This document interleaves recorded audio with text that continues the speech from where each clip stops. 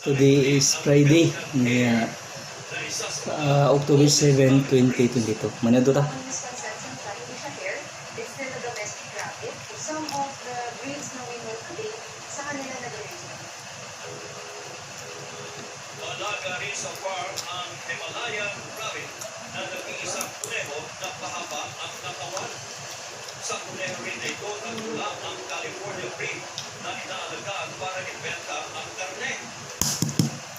At agaw atensyon naman ang tinuturing na pinakamalaking kuneho sa farm. Ito ang Belgian giant na may timbang na 12 kilos.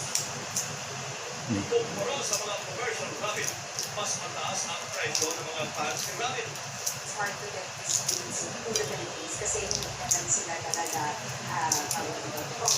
kaya mas mahal talaga we import our breeders from US or from Europe tapos dito na lang natin sila pinakita.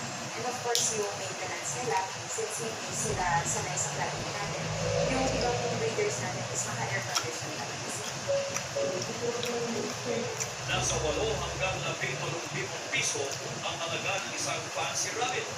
At noong magkaroon ng pandemya, marami ang nahiling na mag-alaga ng ganitong klase ng kuneho. Madami din talagang mga nag-alaga ng pets ng pandemic. Siyempre, mas may time na sila sa bahay, na